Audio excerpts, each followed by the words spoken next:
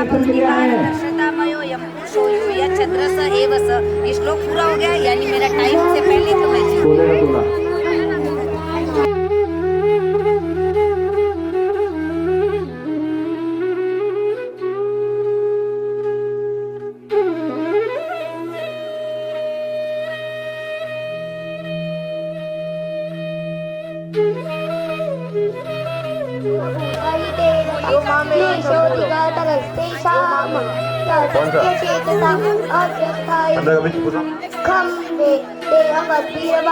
यो मामे संपूर्ण काम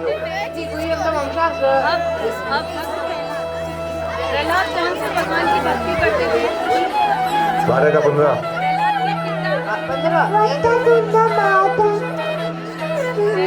यश मानो दीजिए लोकांनो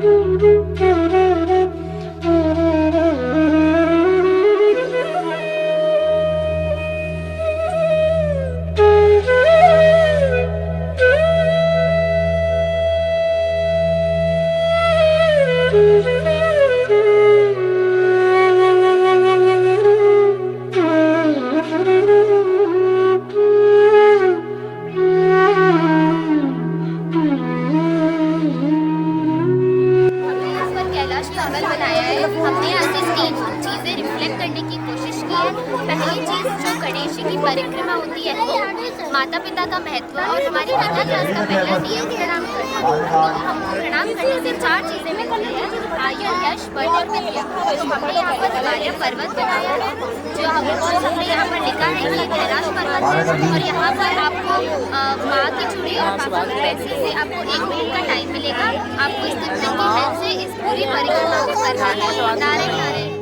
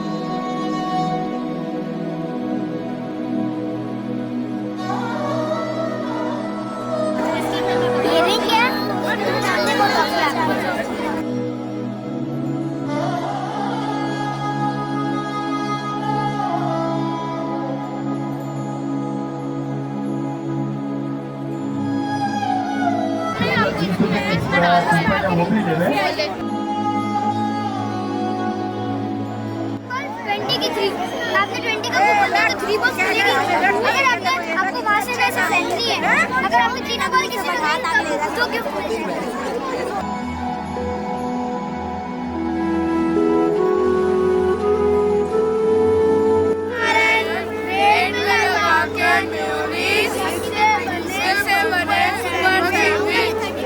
राम राम। गर्मी में करो हाइड्रेशन को चूस, पियो हमारा ठंडा ठंडा ऑरेंज जूस।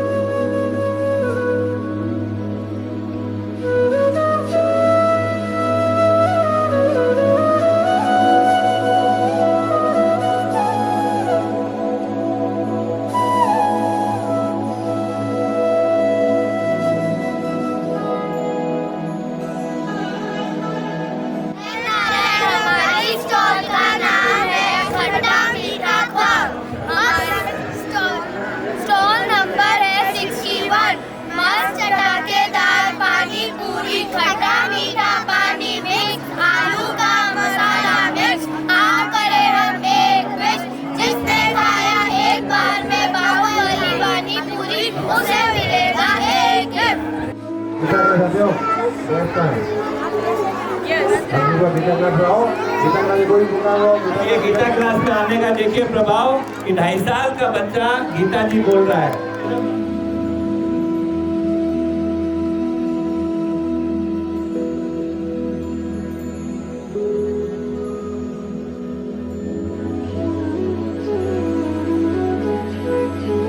4 बार नारायण बोलना ये जो मंत्र है, ये पंडित मदन मोहन मालवीय जी की माता जी ने उनको बताया था।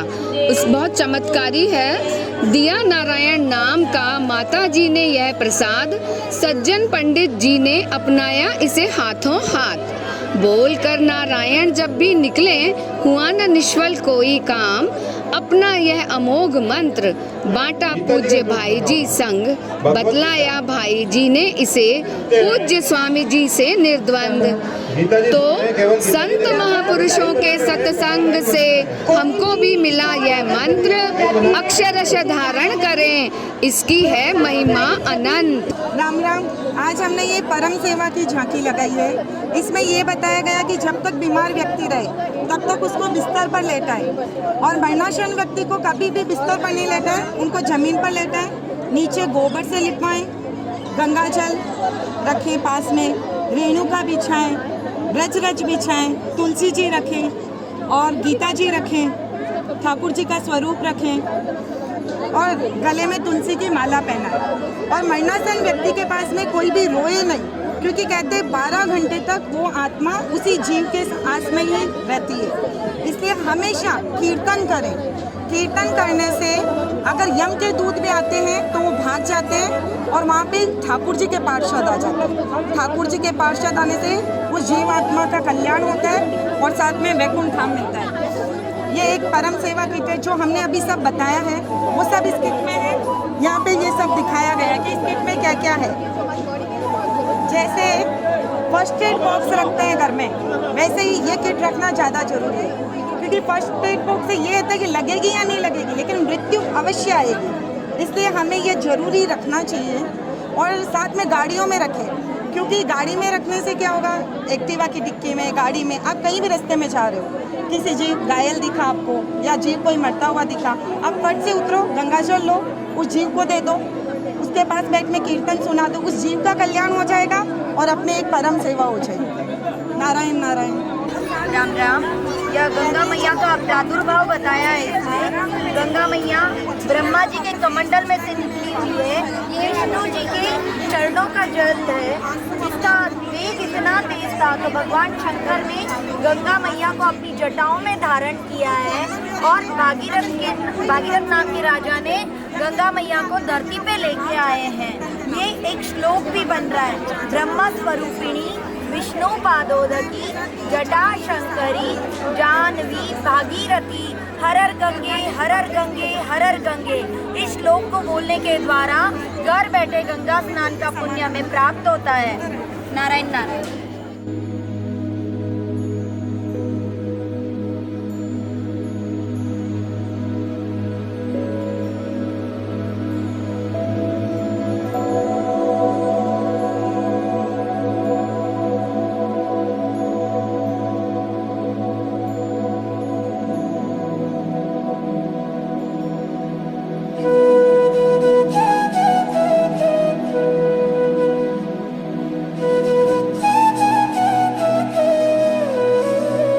नारायण नारायण। इसमें ये बताया गया है जैसे अपन लोग अपने जन्मदिन पे बर्थडे पार्टी बनाते हैं तो हमें बर्थडे पार्टी के साथ भी गौशाला जाके गौ माता की भी सेवा करनी चाहिए। जैसे उनके लिए चारा लेके जा सकते हैं, रोटी लेके जा सकते हैं, पानी लेके जा सकते हैं गंगा जल डाल के। और बहुत बार क्या होता है कि जब गाय दूध देना बंद कर देती है तो लोग उनको है ना रोड पे छोड़ देते हैं। तो जब उनको रोड पे छोड़ते हैं ना तो जो कसाई लोग होते हैं उनको कुचर खाने में ले जाके उनको मार देते हैं, ताकि उनका जो स्किन होता है ना उससे लेदर बना सके, लेदर की प्रोडक्ट्स बना के वो जैसे बैग जैकेट। तो इसका अपन को यूज़ बहुत कम करना है ताकि इसका डिमांड कम हो, और जैसे इसका डिमांड कम हो जाएगा ना तो लोग इसको गाय माता को मारना कम कर देंगे। नारायण नारायण। तो इस प्रोजेक्ट में हम ये बता रहे हैं आजकल लोग गाड़ी अंधाधुंध चलाते, कोई ध्यान नहीं देता है कि कोई पशु पक्षी आगे आ रहा है। अगर रोड पे सड़क पे है ना घायल पशु पक्षी भी दिख जाता है तो कोई रुकता नहीं, उसको इग्नोर करके चले जाते हैं। तो अपन को ऐसा कभी भी नहीं करना चाहिए। कोई भी अगर घायल पशु या पक्षी दिखे तो उसको रुक के अपन को सेवा वाहन में कॉल करके बताना चाहिए ताकि उस पशु या पक्षी का जल्दी से जल्दी इलाज हो सके और वो उसकी हत्या नहीं हो। फिर आगे अपन ने ये बताया है इधर के है ना आजकल लोग प्लास्टिक का बहुत ज़्यादा यूज़ करने लग गए, तो अपन को प्लास्टिक का यूज़ बहुत कम करना चाहिए। अगर करो तो भी है ना डिब्बे में डालना कचरे के, ऐसे सड़क पे नहीं डालना चाहिए। इससे पशु पक्षी को बहुत हानिकारक होता है, पशु गाय के है ना नाड़ी में अट जाती है। नारायण नारायण। नारायण नारायण। इस प्रोजेक्ट के अंदर बताया गया है कि सिर्फ गाय का दूध का ही महत्व नहीं है बल्कि उसकी जो और भी चीज़ें जैसे उसका गोबर, उसका गौमूत्र, गोबर से अपन उसको खाना बनाने में यूज़ कर सकते हैं, अपन हवन में यूज़ करते हैं, अपन उसकी गाय की पूजा भी करी जाती है। क्यों? क्योंकि वो श्री कृष्ण की बहुत ज़्यादा प्रिय होती है। जैसे अपन बच बारस मनाते हैं, गोपाष्टमी मनाते हैं और गोवर्धन पूजा भी करते हैं। तो अगर अपन को कृष्ण भगवान से मिलना हो तो अपन उनके लिए अपन को गाय से पहले दोस्ती करनी पड़ेगी। अगर अपन गाय से दोस्ती करेंगे तो अपन को कृष्ण भगवान अपने आप ही मिल जाएंगे। और जैसे कि आजकल लोग बहुत ज़्यादा बीमार हो रहे हैं A1 दूध पीने के कारण, तो अपन उसके लिए एक संस्था भी है श्री नारायण अनुसंधान केंद्र। उसके अंदर गौमूत्र, दूध, घी ये सब चीज़ें यूज़ करके उस केंद्र में जैसे किडनी रोग जो भी है अपना माइग्रेन जैसा उन सब का उधर इन सब चीज़ों से इलाज होया जाता है। तो फिर हम अपन को है ना उधर जाके भी इलाज करा सकते हैं। नारायण नारायण। यहाँ बताया गया है कि गाय दो प्रकार की है, देसी और विदेशी गाय। देसी गाय जो होती है वो देती है A2 दूध और विदेशी गाय जो देती है वो देती है A1 दूध। बोला जाता है कि हमें A2 दूध पीना चाहिए। क्यों? क्योंकि A2 दूध जो होता है जिसमें ज़्यादा शक्ति होती है। A2 दूध गाय देसी गाय जो होती है वो भावनात्मक होती है, गुस्सैली नहीं होती। विदेशी गाय जो होती है जो भावनात्मक नहीं होती है और गुस्सैली ज़्यादा होती है। जैसा दूध पिएंगे वैसा हमारे शरीर पर लगेगा। इन दोनों में हम बता कैसे सकते हैं कि कौन सी देसी और कौन सी विदेशी गाय है। देसी गाय जो है उसकी ककूद होती है हम, और विदेशी गाय जो है वो उसकी ककूद नहीं होती है।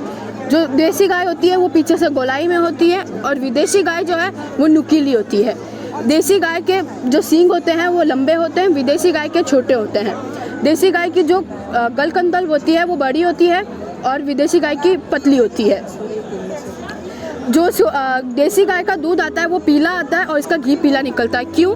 क्योंकि जो उसकी रीढ़ की हड्डी है वहाँ सूर्य केतु नाड़ी होती है। जैसे ही सूर्य की किरणें उसके अंदर पड़ती है वैसे ही वो अपने अंदर एक मायो कैरोटीन बनाती है जो हमारे बॉडी के लिए बहुत बेनिफिशियल होता है। इसीलिए उसका जो दूध आता है वो पीला आता है और घी जो है वो पीला निकलता है।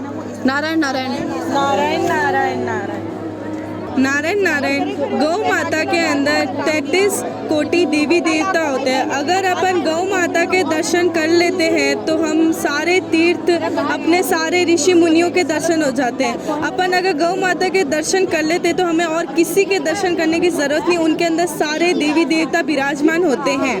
तो हमें गौ माता के अगर अपन दर्शन कर लेते तो वो हमारे लिए बहुत अच्छा होता है और ये सनातन धर्म का सबसे अच्छा माना जाता है। नारायण नारायण।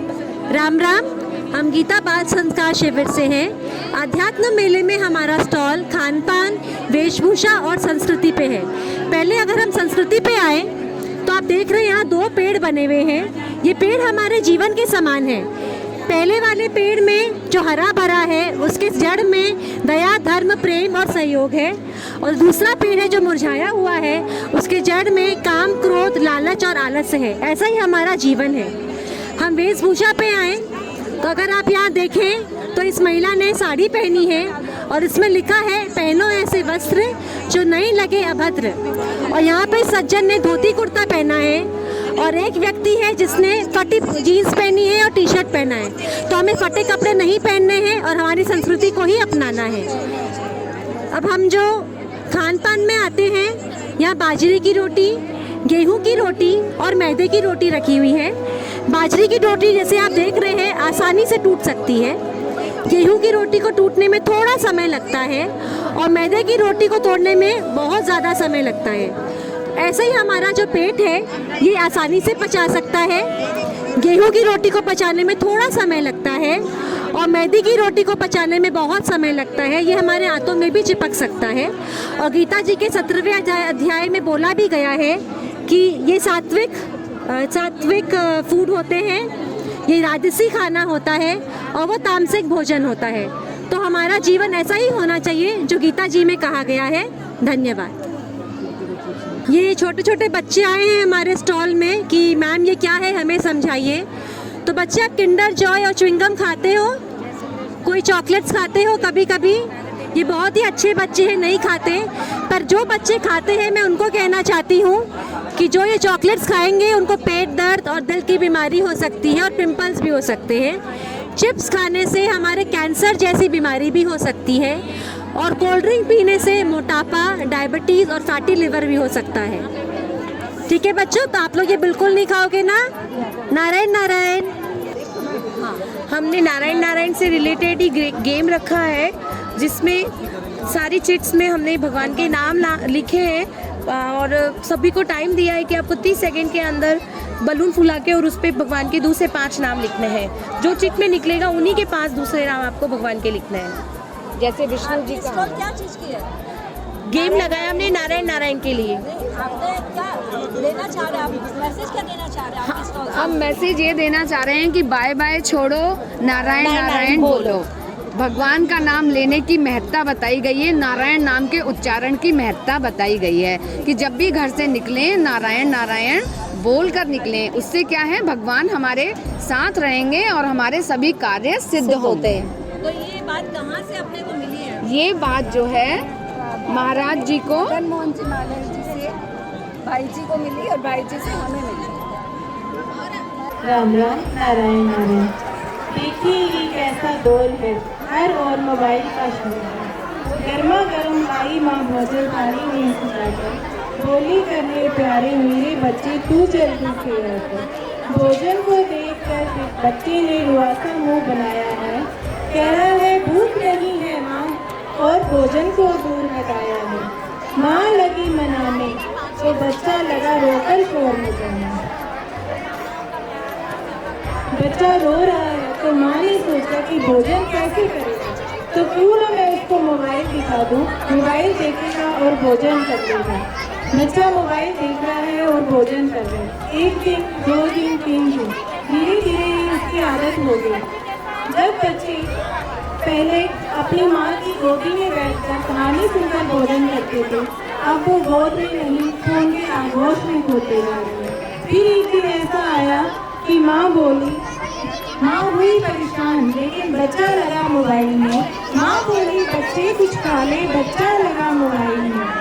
बच्चा बोला रख दे माँ, भोजन में बाद में खा लूँगा, एक गेम है बाकी मेरा, जब एक रील में बना लूँगा।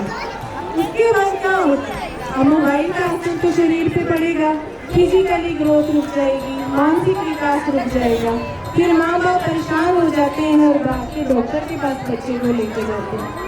कहते हैं डॉक्टर डॉक्टर मेरा बच्चा बीमार है, धीरे धीरे उसका बदल रहा व्यवहार है, दूर से दिखाई नहीं देता, पास से दिखता धुंधला सा, स्ट्रेस में रहता है दिन भर, हो रहा डिप्रेशन का शिकार है। बच्चा कहता है कि मेरे को नहीं दिखाई दे रहा। तो डॉक्टर ने क्या कहा, डॉक्टर ने सिर्फ यही कहा कि बच्चे को मोबाइल से दूर रखो, टीवी से दूर रखो, और जो पोषक तत्वों की कमी हुई है वो अब उसकी सप्लीमेंट पूरा करेंगे। अब बच्चे को दवाइयाँ लेनी पड़ेंगी, आंखों पे चश्मा लगाना पड़ेगा। नन्ही नन्ही सी मासूम सी आंखों के ऊपर चश्मे का पहनाव हो जाता है, अब बच्चे को उसी के साथ बड़ा होना पड़ेगा। क्या सिर्फ इतना हुआ? मोबाइल नहीं है बच्चों का बहुत कुछ छीना, मोबाइल नहीं है बच्चों का बचपन छीना। बच्चों को धर्म से, संस्कृति से, परंपरा से दूर किया, बच्चों को संस्कारों से दूर किया, अपनों से, रिश्तेदारों से, यारों से दूर किया।